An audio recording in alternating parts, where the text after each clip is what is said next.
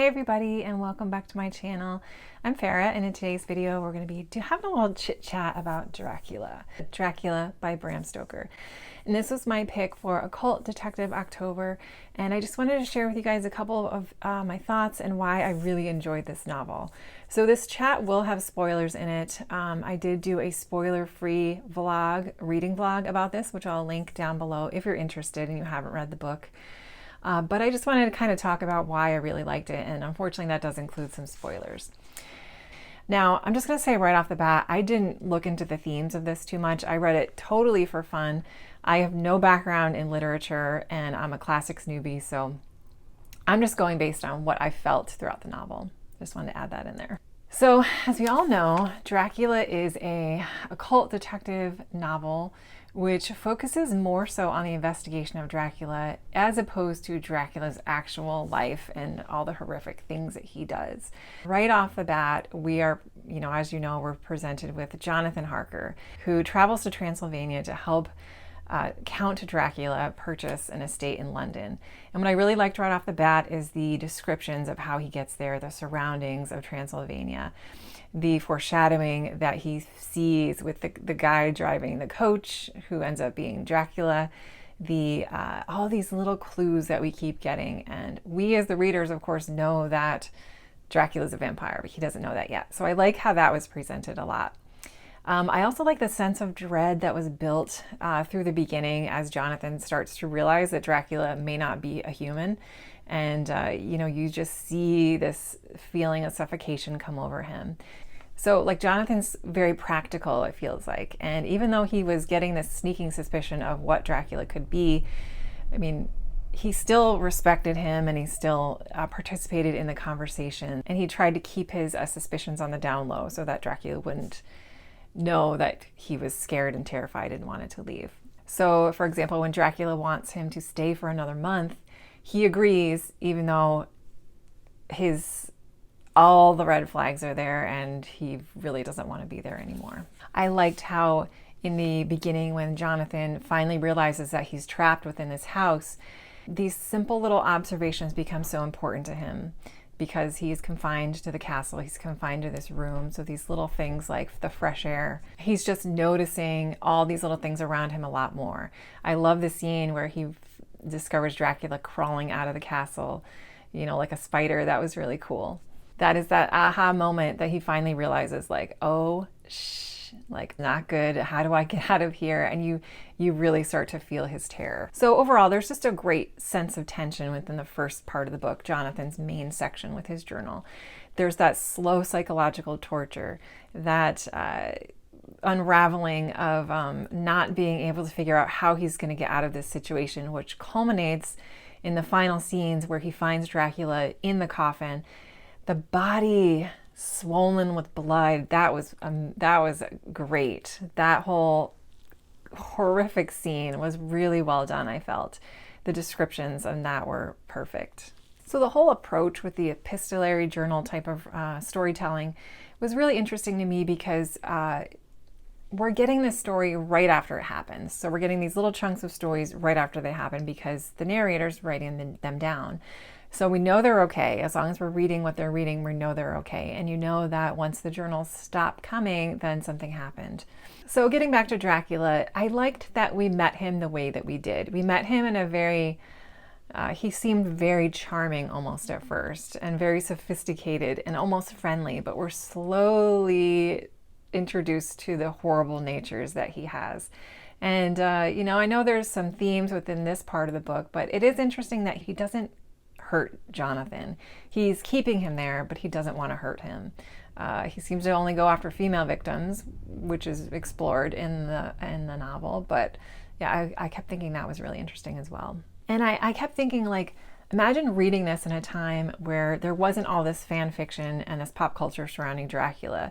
The readers that read this back in 1890 had such a different reading experience than we would in the present day. So I was aware of that as I was reading the book. I love how this chapter ended with Jonathan and we're left to wonder what happened to him. Was he okay? When we meet Mina, she's a very lovable character to me. I really liked her, and I think the audio narrator I read this version of Dracula, but I thought the audio narrator did a fantastic job of making her really likable. She had such a beautiful, pleasant voice. She did the accents really well, but Mina to me she was very strong. She was much stronger of a character than I would have expected from a novel during this time. She was intelligent and she was really brave. So I enjoyed that depiction of a female character in a Victorian novel. And as we start to hear her story and we just start to feel her panic on what happened to Jonathan, back in that time, there wasn't any phones. You couldn't track anybody. You didn't have any idea of knowing that someone else was going to be okay. She just kind of had to rely on her faith and her trust that he was okay. There was a quote Mina wrote, I'm just going to read, that says, "I must have gone fast, and yet it seemed to me as if my feet were weighted with lead and as though every joint in my body were rusty." Yes. Have you ever felt that way in a dream when you're trying to run and you can't pick up your legs and move? I loved that quote because I felt that feeling of frustration of trying to get away and not being able to. I also liked the section where we jump forward in time. We're getting the arrival of Dracula's ship first. Then after that, we see this empty ghost-like ship where a huge dog exits it. Then after that, we get the actual accounts of the ship's log. So I really like how that was told in that direction, I guess you could say. There was a section where the fisherman was describing the ship and in his log. And I thought that was really well done of painting the scene, that darkness, that creepiness, that fog, that buildup of mystery and why these people are disappearing. I really enjoyed that chapter. That is one that worked really well on audio though, because the dialect, I believe, that was told was a Northern England accent, and it was told very confusingly in the written form, but in the audio it was great. And then we have to follow Mina as she's wondering, and we as the readers, we know what has happened and what's been going on in the scenes, and we know who Dracula is already, so we are expecting the worst. The chapters with Dr. Seward and the mental health patient, Reinhold, I'm already forgetting, Reinhold I think his name was, that was really interesting to me as well. I just think the psychological behavior that he had was really interesting and kind of fun to read about. I didn't fully make the connection though between him and Dracula and why he was chosen and why he was kind of possessed like that. That was lost a little bit within me. But I did enjoy those interactions throughout the book. Now I was surprised that there was a little bit of romance in this book. We have Lucy and we have all these men that love her, and she finally picks the one that she wants. And, they really love each other. And it was interesting to follow these male characters throughout the book. We have Arthur, Quincy, and Dr. Seward. They were all loved her so much and were willing to marry her. And yet they still came together afterwards to help her. And I thought that was just a really mature way to think about relationships and to let go of the people that you can't necessarily be with, but still be able to love them in a different type of way. So I was not expecting the bromance going on. I wasn't expecting that tight-knit friendship within these men, first helping Lucy and then going on to help Mina. So that I really enjoyed. So I don't know. I really enjoyed that. Now with Lucy's story, that was really interesting as well. We're getting these signs of anemia. So we know as the reader, she must be getting sucked dry from Dracula. But it's never really told how. We don't really get Lucy's recollection of it. We're just getting these outward signs that Dr. Seward is noticing. And, we as the reader, we know what's going on. And of course, I can't not talk about the medical procedures. So we've got the totally unhygienic, dangerous blood transfusions that took place. That's of its time. Of course, it's going to take you out of the story a little bit to read about that because, the chances of you doing a blood infusion on somebody and your blood types matching and them not dying is really rare. But it was interesting how they kept trying to donate their blood to save her, and then she just kept getting drained. I didn't really understand how that fit in with Dracula, though, because when Mina was being transformed into a vampire, she didn't need the blood. So that was a little lost on me as well. Next we meet Van Helsing, and he was a lot different than I thought as well. His audio narrator really portrayed him in kind of a goofy way almost. But I loved how he had such a genuine interest in wanting to help Lucy and wanting to save her, coming from that physician point of view. Both him and Dr. Seward, they were just so invested in helping her. It was really, it was endearing. So another fun thing about the book that I enjoyed was discovering all the folklore. You know, we slowly are introduced to the garlic, and then we're introduced to the stake through the heart and the cutting off of the head, and the idea of that special soil that they need to rejuvenate their powers and stuff. That was interesting to see that unravel through the story and make that connection with the pop culture Dracula that we already know. You know, and again, it definitely was of its time a little bit, even though I mentioned I did love Lucy's character. They do kind of touch upon the delicateness of a woman and the preventing the hysterical emotions and not being able to mentally handle things.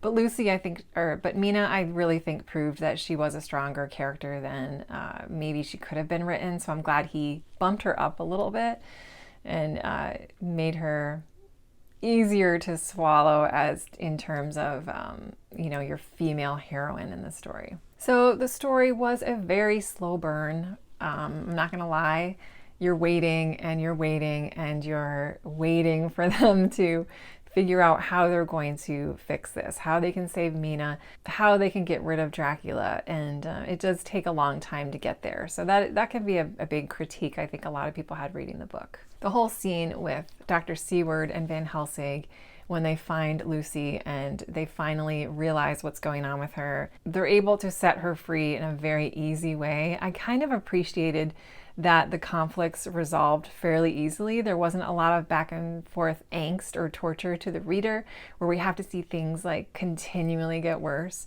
So in a sense, it had almost a cozy investigative horror feel to it, if that could be a thing. It was, you know, I kind of liked how things worked out easily. I don't know, that's just me. A lot of people I think maybe would not like that. Getting back to Reinfeld, I thought that his scenes where he is very self-aware of his own mental illness was great. When he had these moments of lucidity where he is, you know, where he's like arguing his point to be let go, and he's listing off all the reasons. It's almost like he was faking it the whole time, even though he wasn't. But that shocking self-awareness that threw Dr. Seward back and for a loop was great. I really enjoyed that whole section of the book too. I really enjoyed, again, the descriptions. When our characters get to Dracula's house in England and they're walking through and it's dark and the cobwebs are hanging like heavy rags and the smell is of decay and blood and death. Like I did really enjoy those descriptions, and I think it painted a great picture for me of the just horrific scenes that they were walking into. We are kind of kept in the dark about what exactly happened to Jonathan, unless I missed something. How did he escape? Do you guys know? I cannot figure out how he escaped. I must have missed that part. We're not really given that clearly. We're also, like I mentioned too, with Lucy, we're not clearly shown what happened to her, what kept happening to her. It's implied that Dracula kept coming to visit and feed off her, but it's not descriptively told because she couldn't tell the story, which was interesting. And knowing the complete tragic circle of Lucy, it foreshadows into what's going to happen to Mina. So they all know that this is what's going to happen to Mina as well if they don't put a stop to it. I thought it was interesting to hear about Mina's sympathy towards Dracula.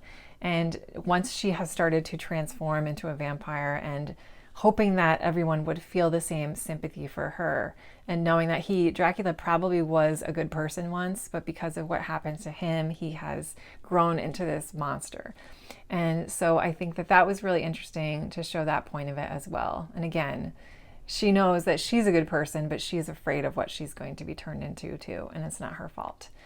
So interesting.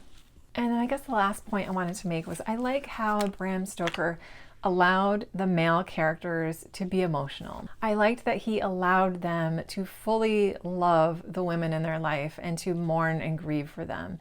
I like how he just gave them the space to do that instead of taking the more male, stoic, tough approach.